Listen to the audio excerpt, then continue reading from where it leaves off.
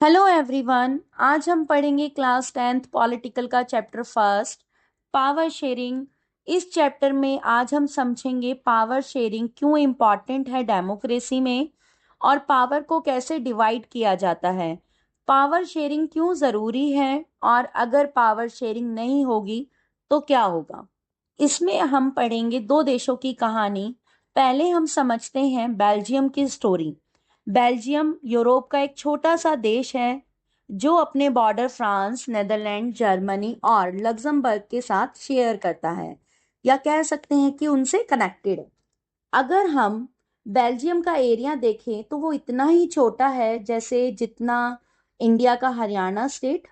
अगर हम उसके पॉपुलेशन की बात करें तो उसकी पॉपुलेशन होगी अराउंड 1 करोड़। लेकिन जितना छोटा ये देश है उतनी ही कॉम्प्लिकेटेड इसकी एथनिक कॉम्पोजिशन है। इसकी एथनिक कॉम्पोजिशन को हम समझने के लिए इस चार्ट को देखते हैं। जैसा कि आपको दिख ही रहा होगा, फ्लैमिश रीजन में डच बोलने वाले लोग रहते हैं जिनकी परसेंटेज है 59। जर्मन में रहते हैं 1% लोग जो जर्मन बोलते हैं। वेलोनिया में 40% लोग हैं जो फ्रेंच बोलते हैं। और बेल्जियम की कैपिटल है ब्रुसल। इसकी कंडीशन और अलग थी। इसमें 20% लोग हैं जो डच बोलते हैं और 80% फ्रेंच बोलते हैं। लेकिन हमें इतना पढ़कर पता चल गया है कि डच बोलने वाले लोगों की जो पॉपुलेशन है वो ज़्यादा है और जो कैपिटल है वहाँ फ्रेंच कम्युनिटी की मेजॉरिटी है। अब इन दोनों कम्युनिटी के बीच टेंशन बढ़ने लगा। टेंशन के दो रीजन थे। एक, जो फ्रेंच स्पीकिंग लोग थे वो रिच भी थे और पावरफुल भी थे comparison to Dutch speaking people. Second point ये कि जो डच स्पीकिंग के लोग थे जो डच बोलते थे उन लोगों को जो इकोनॉमिक और एजुकेशन बेनिफिट्स मिले वो काफी लेट मिले। अब अगर एक कम्युनिटी को ज्यादा बेनिफिट मिले और एक कम्युनिटी को कम मिले तो क्या होगा। ऑब्वियस है, कन्फ्लिक्ट होगा, डिस्प्यूट क्रिएट होगा, आपस में लड़ाई झगड़े होंगे। और ऐसा हुआ भी। 1950 से लेकर 1980 तक इन दोनों के बीच, दोनों कम्युनिटी कम्युनिटी के बीच काफी टेंशन बढ़ने लगी। और ब्रुसल की कंडीशन तो इससे भी ज्यादा खराब थी क्योंकि वहां पे जो परसेंटेज थी पॉपुलेशन में डिफरेंसेस था वो काफी ज्यादा था।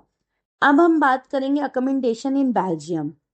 ये प्रॉब्लम और भी ज्यादा बढ़ती या डिस्प्यूट क्रिएट होता उससे पहले ही बेल्जियम की गवर्नमेंट ने एक काम किया। 1970 से लेकर 1970 से लेकर 1993 के बीच में कॉन्स्टिट्यूशन में 4 बार चेंजेस किए गए जिससे किसी भी तरीके का डिस्प्यूट ना हो और देश में शांति बनी रहे या सिविल वॉर ना हो।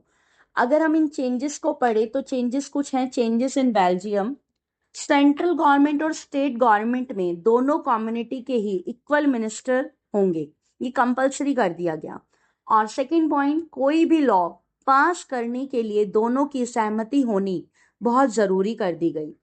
थर्ड पॉइंट, कुछ सेंट्रल गवर्नमेंट की पावर स्टेट गवर्नमेंट को भी दे दी जाती है, स्टेट अपना काम इंडिपेंडेंट तरीके से कर सके और वो कर भी रही थी। इसके साथ साथ कैपिटल जो ब्रुसel थी बेल्जियम की, उसकी एक अलग गवर्नमेंट बनाई गई। इसमें भी दोनों कम्युनिटी के इक्वल रिप्रेजेंटेटिव थे।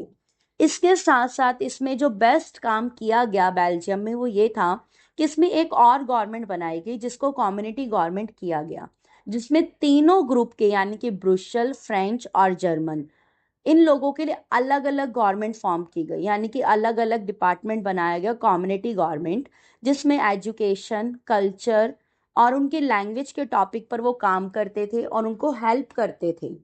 इसका मतलब बेल्जियम में 3 टाइप्स ऑफ गवर्नमेंट फॉर्म की गई: सेंट्रल गवर्नमेंट, स्टेट गवर्नमेंट और कम्युनिटी गवर्नमेंट, जिससे बेल्जियम की सभी कम्युनिटी के बीच शांति बनी रहती है। इसके इतने अच्छे सिस्टम को देखते हुए या 3 लेवल्स को देखते हुए ब्रुसel को यूनियन यूरोप का हेडक्वार्टर बनने के लिए भी चुना गया। ये थी बेल्जियम की कहानी जिसमें हम कह सकते हैं कि इसकी हैप्पी एंडिंग हुई और वहाँ के जो लोग थे अच्छे से खुशी खुशी आपस में मिलकर रहने लगे। अब हम पढ़ेंगे श्रीलंका के बारे में। श्रीलंका एक आइलैंड नेशन है जो चारों ओर पानी से घिरा हुआ है। इसकी पॉपुलेशन लगभग 2 करोड़ के अराउंड है। श्रीलंका की जो कैपिटल है वो कोलंबो है। अब देखते हैं श्रीलंका की एथनिक कॉम्पोजिशन। इसमें 74% जो लोग रहते हैं वो सिन्हाला बोलते हैं, जो कि बुद्धिस्ट धर्म को फॉलो करते हैं। सेकंड है 18% लोग तमिल स्पीकर हैं जो तमिल बोलते हैं, वो हिंदू और मुस्लिम दोनों हैं। इसमें एक मेन पॉइंट ये भी था कि जो तमिल थे वो दो प्रकार के थे। First Tamil, Tamil native of Sri Lanka, मतलब वो तमिल जो पहले से ही श्रीलंका के निवासी थे। दूसरे थे इंडियन तमिल, जो इंडिया के निवासी थे लेकिन किसी काम से या एज ए टी वर्कर आके श्रीलंका में रहने लगे और फिर वहीं पे पर ही सेटल हो गए। लास्ट थे 7% जो क्रिश्चियन थे, जो तमिल और सिन्हाला दोनों लैंग्वेज बोलते थे। मेजॉरिटनिज्म इन श्रीलंका। श्रीलंका की गवर्नमेंट सिन्हाला को सपोर्ट करने लगी। अब 1956 में एक एक्ट पास किया जिसमें सिन्हाला लैंग्वेज को ऑफिशियल लैंग्वेज बना दिया गया।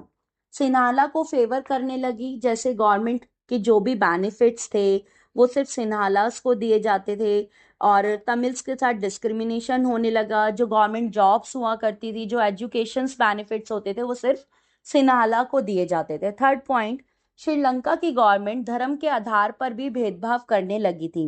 ऐसे कई नियम नियम बनाए गए जो बुद्धिज्म को सपोर्ट कर रहे थे। इन पॉइंट से ये पता चल रहा था कि सिन्हाला को सपोर्ट किया जा रहा था ऑन बेसिस लैंग्वेज, कल्चरल और रिलीजन। वहीं तमिल्स को इग्नोर किया जा रहा था। तमिल के लोगों को पता लग गया था कि जो गवर्नमेंट है या मेजर पॉलिटिकल पार्टीज हैं वो उनके लैंग्वेज, रिलीजन, कल्चर को बिल्कुल भी सपोर्ट नहीं कर रही हैं, या उनके रिलीजन और कल्चर की बिल्कुल भी परवाह नहीं कर रही है। उनको तो ये भी लगने लगा था कि उनके फंडामेंटल राइट्स के साथ भी खिलवाड़ किया जा रहा है, क्योंकि उनके पास राइट टू इक्वालिटी था ही नहीं। क्योंकि जो बेनिफिट्स सिन्हालास को मिल रहे थे वो तमिल्स को नहीं मिल रहे थे। सपोज अगर कोई बहुत अच्छी जॉब है, जबकि उसकी जॉब के लायक जो है तमिल के पास सारी एजुकेशन है, लेकिन उसके बावजूद भी सिन्हाला के कैंडिडेट को ही वो जॉब मिलती थी या एजुकेशन बेनिफिट्स दिए जा रहे थे। अब तमिल जो थे वो समझ चुके थे कि अब गवर्नमेंट उनके लिए कुछ नहीं करेगी। उन्होंने अपने लिए खुद ही काम करने शुरू कर दिए। उन्होंने अपने लिए एक पॉलिटिकल पार्टी बनाई और अपनी डिमांड रखनी शुरू की। फर्स्ट डिमांड थी उनकी, जो पहली डिमांड थी कि तमिल लैंग्वेज को भी ऑफिशियल लैंग्वेज बनाया जाए। सेकंड डिमांड थी उनकी, उनके रीजन को में सेपरेट गवर्नमेंट बनाई जाए। थर्ड डिमांड थी कि तमिल्स को भी इक्वल बेनिफिट दिए जाएं लाइक जॉब्स एंड एजुकेशन। लेकिन गवर्नमेंट ने जो उनके बेनिफिट्स थे या जो उनकी जो डिमांड थी वो नहीं मानी, बल्कि उनकी डिमांड को भी इग्नोर करना शुरू कर दिया। लेकिन तमिल्स ने कहा कि अगर आप ये डिमांड पूरी नहीं कर सकते तो कम से कम हमारे लिए एक सेपरेट कंट्री ही बना दो नॉर्थन ईस्टर्न पार्ट में, जिससे हम वहाँ खुशी खुशी रह सकें। लेकिन गवर्नमेंट ने इसके लिए भी मना कर दिया। लेकिन इस बात पर तमिल्स को काफी गुस्सा आया, जिसका रिएक्शन ये हुआ कि वहां पर सिविल वॉर शुरू हो गई। दोनों कम्युनिटी आपस में लड़ने लगी। कंट्री में सिविल वॉर की वजह से काफी लोगों की डेथ हो गई और कई सारे लोगों को देश छोड़कर भी जाना पड़ा। इस सिविल वॉर की वजह से कंट्री में काफी social, cultural and economic loss हुआ, जिससे कंट्री को भी मुश्किलों का सामना करना पड़ा। तो ये थी श्रीलंका की कहानी, जिसकी एंडिंग तो बहुत ही बेकार होती है। तो अभी तक हमने दो स्टोरी सुनी, एक तो बेल्जियम और एक श्रीलंका। दोनों की स्टोरी तो सेम है थी, लेकिन ऐसा क्या हुआ जो एक देश में तो हैप्पी एंडिंग थी और एक में सिविल वॉर हो गई? तो इसका एक ही आंसर है, जो है पावर शेयरिंग। क्योंकि बेल्जियम सही तरीके से पावर को शेयर किया गया, जबकि श्रीलंका में पावर शेयरिंग की ही नहीं गई। सारी पावर एक ही कम्युनिटी को दे दी गई, जिससे वहां सिविल वॉर हो गई। इन स्टोरीज से ये पता चलता है कि यहाँ पावर शेयरिंग करना अच्छा है। अब पावर शेयरिंग करना अच्छा है, तो अब ये क्वेश्चन बनता है कि पावर शेयरिंग करना क्यों अच्छा है, वहां ये पावर शेयरिंग इज डिजायरेबल। तो इसके दो रीजन है, एक तो प्रूडेंशियल रीजन है और एक मोरल रीजन है। अब हम पहले पढ़ते हैं prudential reason. Prudential reason is power sharing is good because it's helps to reduce the possibility of conflict between the social groups. मतलब पावर शेयरिंग करना अच्छा है, क्योंकि पावर शेयरिंग करने से कम्युनिटी या कहें कि सोशल ग्रुप्स में कन्फ्लिक्ट नहीं होता, जो कि हमने बेल्जियम और श्रीलंका की स्टोरी में देखा। बेल्जियम में पावर शेयरिंग की गई तो वहाँ पे सारी चीजें आराम से चल रही थी, गवर्नमेंट भी आराम से काम कर रही थी। बट श्रीलंका में पावर शेयरिंग नहीं हुई तो वहाँ सिविल वॉर बढ़ गई, और सिविल वॉर हुई जिससे काफी ज्यादा लॉस भी हुआ। सेकेंड रीजन है moral reason. Power sharing is the spirit of democracy. मतलब पावर शेयरिंग के बिना डेमोक्रेसी चल ही नहीं सकती। पावर शेयरिंग बेस है डेमोक्रेसी का। डेमोक्रेसी सही से चलने के लिए, चलाने के लिए पावर शेयरिंग होनी चाहिए, क्योंकि अगर पावर शेयरिंग नहीं होगी तो गवर्नमेंट भी अच्छे से काम नहीं कर पाएगी। लास्ट पॉइंट है फॉर्म्स ऑफ पावर शेयरिंग। मतलब किस तरह से पावर को शेयर किया जाता है। तो फर्स्ट हम पढ़ेंगे horizontal distribution of power sharing. इसमें होता है कि पावर को सेम लेवल पर डिवाइड किया जाता है गवर्नमेंट के अलग अलग ऑर्गन्स में, जो इसमें फर्स्ट है आपका लेजिस्लेचर, देन आपका एग्जीक्यूटिव, थर्ड है आपका जुडिशरी। इन तीनों ऑर्गन में तीनों ही बराबर होते हैं, कोई छोटा या बड़ा नहीं होता। सबके पास जो पावर होती है वो सेम होती है, लेकिन तीनों ही अपने अपने क्षेत्र में काम करते हैं।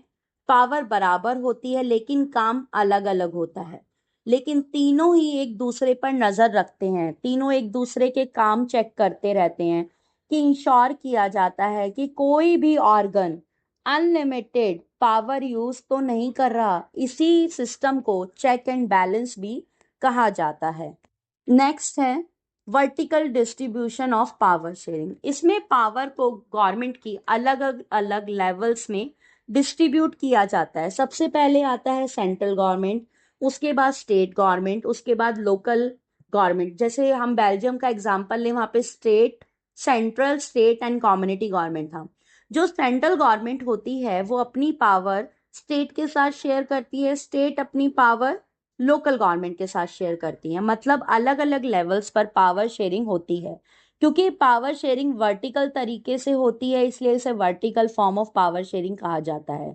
और इसको फेडरल गवर्नमेंट कहा जाता है, जिसके बारे में हम नेक्स्ट चैप्टर में ज्यादा डिटेल से पढ़ेंगे। अभी हम फर्स्ट चैप्टर पे ही ध्यान देते हैं। नेक्स्ट है power sharing among different social group. इसमें पावर को अलग अलग सोशल ग्रुप में शेयर किया जाता है, जैसे कि language, religious group. Example community government in Belgium. जैसे बेल्जियम के अंदर कम्युनिटी गवर्नमेंट अलग अलग रिलीजियस के अकॉर्डिंग या अलग अलग लैंग्वेज के अकॉर्डिंग बनाई गई थी। सेकेंड एग्जाम्पल जैसे कि इंडिया में भी रिजर्वेशन सिस्टम है, आप सबको पता ही होगा। वुमेन एंड वीकर सेक्शन, आपने देखा भी होगा इंडिया में वीकर सेक्शन जैसे कि SC ST OBC को एक अलग से स्पेशल बेनिफिट्स दिए जाते हैं, गवर्नमेंट जॉब्स हो या फिर एजुकेशन हो। ठीक है, इसी पावर शेयरिंग कॉन्सेप्ट को power sharing among different social group भी बोला जाता है। लास्ट टॉपिक है हमारा power sharing among different political parties and pressure group. इसमें होता है कि पावर को अलग अलग पॉलिटिकल पार्टीज एंड अलग अलग प्रेशर ग्रुप में डिवाइड किया जाता है। इनका काम गवर्नमेंट पे दबाव बनाना होता है, जिससे उनकी जो पॉलिसीज हैं या जो उनकी डिमांड है वो कंप्लीट या पूरी कराई जा सके। आपने पहले भी कई ग्रुप्स देखे होंगे, एग्जाम्पल जैसे trade union, student union, business union. इनके अलावा अलावा अलग अलग और भी इंटरेस्ट ग्रुप्स भी होते हैं, जो गवर्नमेंट को प्रेशराइज करते हैं अपनी पॉलिसीज को इम्प्लीमेंट कराने के लिए, अपनी डिमांड को कंप्लीट कराने के लिए। ये है हमारे पॉलिटिका चैप्टर 1 पावर शेयरिंग। अगर इस चैप्टर से रिलेटेड कोई भी डाउट आपको आता है, आप इसके कमेंट सेक्शन में मुझे बता सकते हैं। आप अपना क्वेश्चन लिख सकते हैं, मैं उसका रिप्लाई ज़रूर दूंगी। प्लीज़ इस चैनल को सब्सक्राइब कीजिए, शेयर कीजिए और लाइक कीजिए। Have a nice day to everyone.